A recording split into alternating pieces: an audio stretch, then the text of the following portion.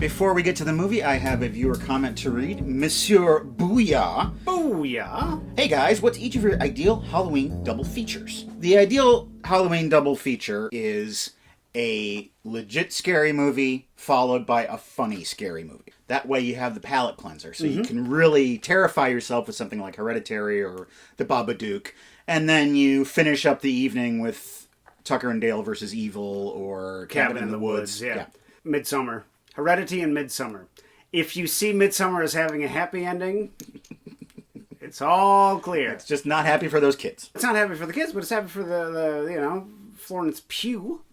Pew pew! I've got a bunch of movies that I've never seen before. You don't know what they are. Every episode, I'm going to spring one on you. It might be good, it might be bad. We'll watch it and talk about it. Welcome to the basement. If you came here tonight ready to see a horror classic, I'm afraid this isn't your night. We have survived the Night of the Creeps, but will we survive the Night of the Lepus? I was wondering when this one was going to show up. Released in 1972, NOTL was directed by William F. Claxton. Claxon!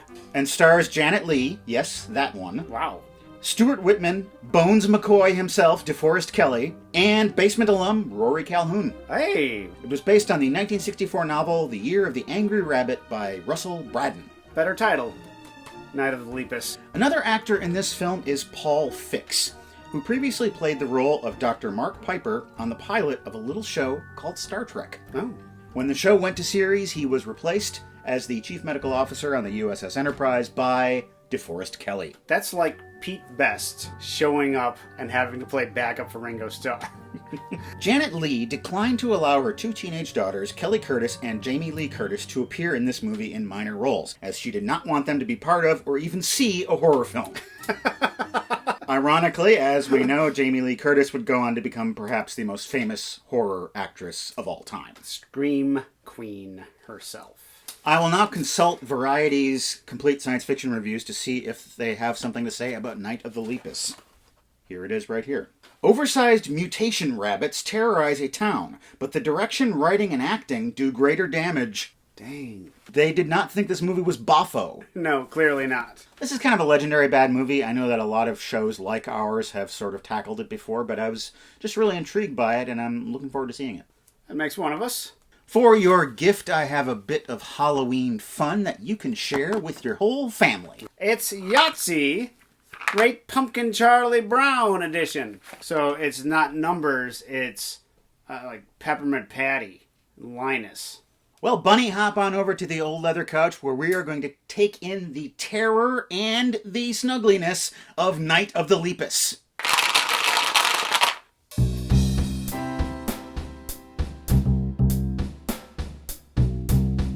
We interrupt tonight's program for a special news bulletin. The world is crappy. How many will be able to survive on Earth? Will they have enough clean air to breathe? How dull could I possibly get? More news about that later. But have you considered rabbits? Nature, up until now, has maintained a carefully planned balance. But we're making sure to stop that immediately. Rabbits are taking over. Look at Australia back in the 50s. They were everywhere. Devouring his crops, killing animals, And eating even more babies than the dingoes. So you get it? Rabbits, not your cuddly little buddy. some way must be found to curb their invasion. Rabbit warrens have been dug up, forcing the rabbits to go elsewhere and have a journey of discovery. Can this population explosion be contained? Is it the Night of the Lepus already? It seems like I just put away my Night of the Lepus decorations yesterday. Cole Hillman is traveling across his ranch. His horse steps in a rabbit hole. Those wascally wabbits. I'm sorry, horse with no name. I'll have to continue through the desert without you. Cole talks to Elgin Clark about his rabbit problem. These rabbits are eating me out of house and home. Unfortunately, my house is built out of turnips and carrots. There's a young couple here from the East on an exchange program. The name's Bennett. They study animals. Maybe they can help you out. Roy and Jerry Bennett, they're scientists, they are lovers, they are spouses, and they are studying bats. Bats. Cole Hillman, he's a rancher about 50 miles north of here. Well, he's really got a problem. A rabbit explosion. Rabbits aren't exactly Roy's bag. Cole Hillman's on your side, Roy. Damn it, Jim, I'm a scientist, not a doctor. And damn it, Jim, you're a Roy, not a Jim. Hey, little fella, everybody hates you. Down at the lab, oh, they're so cute, do you have to hurt them? They say, yes. Roy? Roy, his name's Roy. Step aside, darling. Her name is Darling. I believe it's Darling. Roy has this serum that when you inject it into a rabbit, it disrupts their hormonal cycle so they'll breed less. Heaven help us if any of them should get away before we know the effects of this new serum. Wouldn't you know, the rabbit apocalypse was caused by a stupid little girl. And it wouldn't take long before it would infect thousands. Mommy, can I have a rabbit? Sure. What could go wrong? Amanda's carrying around her new rabbit, and she's distracted by Cole Hillman's son. The rabbit gets away. I'm sorry, Amanda. Sorry, not sorry. Out wandering the landscape, they discover some rather large tracks. They're too big to be a rabbit, or are they? Rabbit tracks. Train tracks. The Hillman boy takes a liking to Amanda, and he says, And I want to show you this cool guy named Captain Billy. He's out at the old gold mine. they can't find old prospector Captain Billy anywhere. Are you here, Captain Billy? Billy! Captain Billy? Where are you, Billy? See if you can find him. Got to find Billy. You knocked over Billy's cocaine. He's not going to be happy. Amanda wanders into the mine. She sees the corpse of Captain Billy, dishonorably discharged from life. And surrounded by giant rabbits. Peter Cottontail, you've changed. They're covered in blood, Billy's blood. Somehow she gets away. There's a trucker driving a truck. Full of vegetables. Yeah, that spells trouble. They lurk around, see they're giant, but they got pads on their paws, so they don't make noise. There's something real snuggly out there in the darkness. You know what they also eat? Human flesh! The cops discover the truck driver, and he's in a bunch of separate pieces. Someone rubbed tomatoes all over this mannequin. There's no question about it. Only a rabbit could have done this killing. I've studied abnormalities and birth defects all my life. I love them. Okay, I need to talk to you about your choice of hair. That hairstyle is called the sandbar. The hunt is on for these bunnies. They go to the gold mine. How far in does it go? All the way. TNT is being dropped everywhere. They're gonna blow this thing to hell and back. Wait a minute. I want to try and get one of them and bring it into study, or at least take some pictures of them so we know what we're up against. God, if Ray Milland was in this cave, his head would just explode. They creep around and they see this chamber full of these giant rabbits. They're the size of wolves. Takes a bunch of pictures, but the rabbits notice them and give chase. That was a person in a suit. I could tell. Wait. We have to stop running. We need to convince the rabbits that we're really slow so they become overconfident and then they decide to take a nap. Warren the rabbit digs out Bugs Bunny style. Anyone around here to eat? Little bunny foo-foo, I don't want to see you picking up the humans and killing them till they're dead. They get out of the mine just in time. This destruction was completely unwarranted. But do you think that's going to kill those rabbits? For the most part, they're fine. Watership Down, you know it. I don't. I've never read it. You never read Watership Down? I know. Get off my back, man. You brought it up. I know. Make a joke about it. I can't. Okay, just take it easy. I made a Watership Down joke already. You did? Yeah, I made it before. I assumed you knew what I was talking about. I had no idea.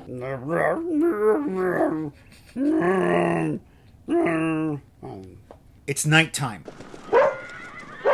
Would someone please give me sausages? I hope they still make sausages, because all of these sausage comments I make might just be falling on ears of people who don't know what the hell I'm talking about. And the now nocturnal rabbits are on a rampage. Silencio. Son los conejos. They eat horses, don't they? They are killing horses. A horse is a corpse, of course, of course. This is like Watership Down if they were all woundworts. Shut up, you. The entire soundtrack for this movie sounds like someone playing a steel drum underwater. We haven't even seen them acting aggressively. They just ate a bunch of things. They ate all of the horses and that guy The twice. movie's full of mutilated bodies. Down at the general store is where they keep Mildred, the phone operator. Mildred? Mr. Hillman? Now listen closely. I wasn't planning on listening closely. I just got the funniest call from Cole Hillman. Well, whatever it was, he was mighty agitated. He wanted me to listen to him. Hi, Claire. See you in a little bit. I'll just stay here and Mildred around. And they smash in and they kill Mildred. Oh, Mildred! See, Tona? They're bad. You can never defeat creatures that have giant rabbit's feet. They're too lucky. Yeah. I detect a faint scent of Lepus. No, not that guy. Take Amanda. Go away somewhere safe. Oh, the old Anal El Dorado, if you're familiar with that car game. I think we're the only people who play that car game. She drives off in the camper. Cole walks into town. Some random family doesn't pick him up on the side of the road. Picking up no strangers, Susan. I said that when we left Denver, and I'm sticking with it. Howard, can we stop at that little town up there? The children are thirsty. I hope they're thirsty for blood, because we got a whole bunch of Mildreds right here. Well, you won't find anything in that store, Susan. This is what they call a ghost town out here. This guy must have nailed the audition. I mean, he was the top choice. They're going to be important to the story, right? No, they're not. Jerry and Amanda are bopping along. What was that? Oh, I almost scraped the bottom of the car. Daddy wouldn't like that. And they get stuck in the sand. Oh no. Night is falling. Cole discovers a whole bunch of people dead.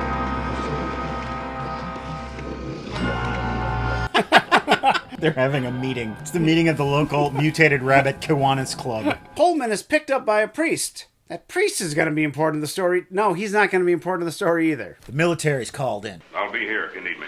Okay, thanks for calling. Jason, you know that territory better than I do. Well, Sheriff, to the best of my knowledge, I've never heard of any mines that far south. This has been the Jason Report. We've got these train tracks here. We're going to electrify them, and then when the rabbits cross the tracks, they're going to get electrocuted. Jason, those lines to Wooddale still open? As far as I know, sir. And I am still Jason. Tonight, boys, tricks aren't for kids, they're for us. Will you check with your office and see if they've heard from my wife? Sheriff Cody calling. Come in, please. Have you heard from his wife? Meanwhile, out in the sand pit, she's still trying to dig out. And she hears the wumba wumba wumba sound. And that can only mean one thing.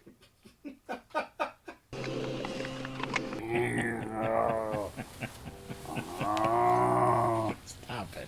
Get inside, Amanda. I'm gonna stay out here and fight off all the giant rabbits. It's looking pretty grim, but luckily Roy shows up in his chopper just in time, rescues them.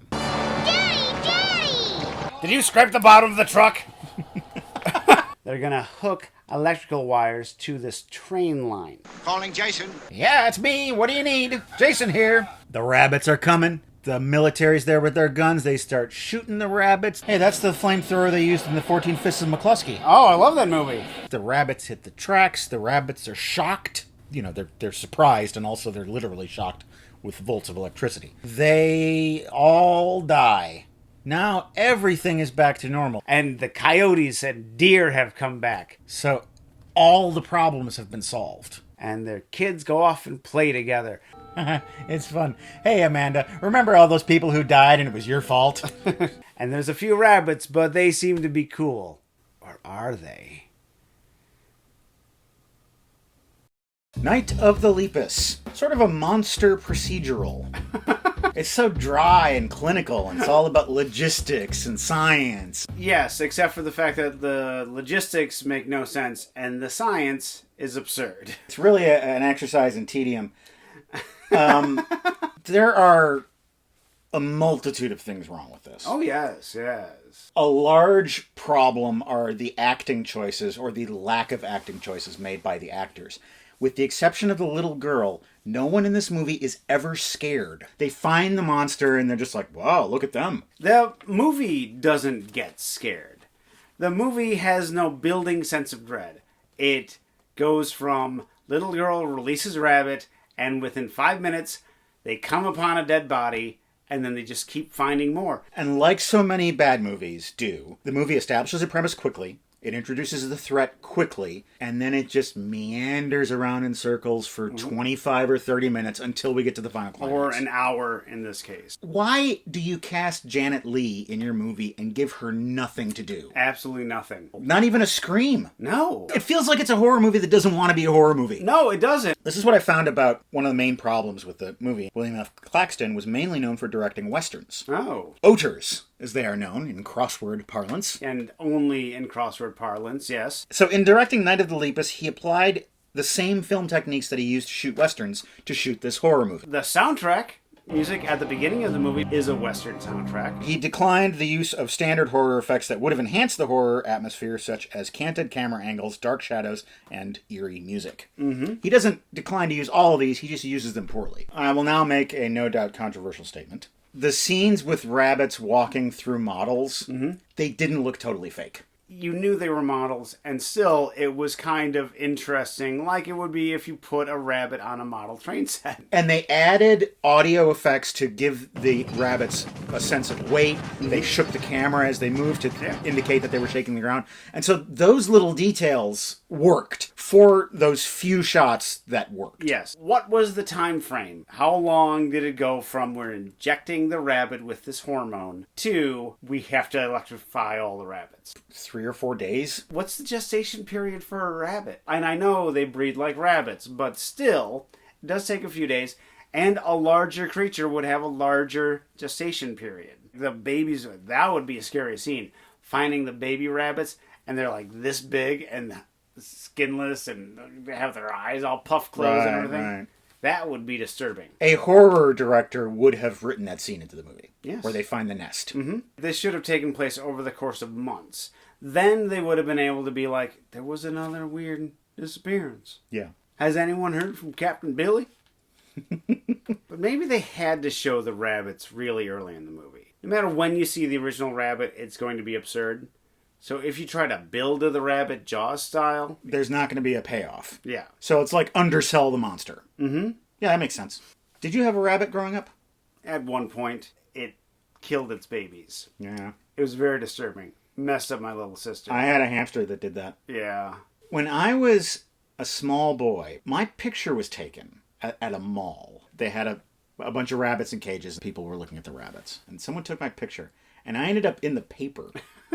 This young boy is looking at rabbits. Matt Sloan. The slowest news day in Milwaukee history. I appeared in the paper for sledding on Super Bowl Sunday. I didn't know it was Super Bowl Sunday, but me and my friend Matt Arrowwood, we went sledding, and some guy came by. I work for the paper. Do you mind if I take a photo of you guys sledding? And we're like, okay. Night of the Lepus is now over, and now it is time for us to greet the breaking dawn that is Seen It. Seen It! Our theme for Seen It tonight is Seen It, Read It, and it features the master of horror, Stephen King. As you well know, I went on a Stephen King jag for a couple of years, and I read all his books. Every single one of them. And I made an effort to watch most of the movies. Dan Wormsbacher, Pet Sematary, Seen It. Great film remake, not so great Ramones cover, Seen It. I wanted to see it when I first saw the preview. I thought, this movie's going to have it. Jason Clarke, right? It's got John Lithgow. It's like, all right, it's going to fix the problems from the first movie. How'd they do? It's better than the first movie. The one thing about the original movie from the 80s, probably the only thing that was good, was the casting of Fred Gwynne as Judd. Perfect casting. Yes. Not so with John Lithgow. Really? You'd think that guy could pull off anything, but he just doesn't sell Judd at all. The thing about that book, and it's been a long time since I read it, but I still remember just the very slow unwinding of it. One of Stephen King's great gifts as a writer is he's able to look at plot holes in his own stories and point them out. And so they become not a problem. This guy is going to dig up his son and take him to the pet cemetery. He's heard about what happens when you do this. No one in their right mind or unright mind would do this. And as he's going to the cemetery, he's climbing the fence, he's going in there with the shovels, he's thinking about this constantly, like, I should not be doing this, I shouldn't be doing this, this is going to be terrible, but I can't stop. Yeah. And so it works, it totally works. Mm-hmm. Jay Oliveira writes, another great movie is Graveyard Shift, that is based on a Stephen King short story. Read it. Seen it and read it. Graveyard Shift, I think, was Stephen King's first great short story. He does such a good job in taking the crappy jobs of his past and making art out of them. Because the details are so authentic because that's what he actually did. He worked in a textile factory. This is not a B movie. This is like a C or a D movie. The acting is not good at all. The rats are better actors than the humans. Isn't Brad Dourif in it? Brad Dourif steals the movie as the Exterminator, a character who I don't think was in the short story. But he's great. Just because he plays this gonzo weirdo. The dialogue is very bad. One of the lines from the movie, let's make us a baby doggy style. Which implies that you're making a dog baby, which I call a puppy. The production design is good. And the way that they expand the short story into a feature-length movie works. Chase.gets old email. Have you seen Stephen King film, The Langoliers? Seen it. I've seen parts of it. It is a talent grenade if there ever was one. David Morse, Patricia Clarkson, Frankie Faison, who was on The Wire, Dean Stockwell, and Bronson Pinchot, who just overacts sublimely. It's so good. Where he tears the paper and he's just tearing the paper. It has some instances of fantastically bad writing. Here are some lines from The Langoliers. They're weak, almost as if they have no strength. I don't believe he's unconscious. I don't even believe he's sleeping.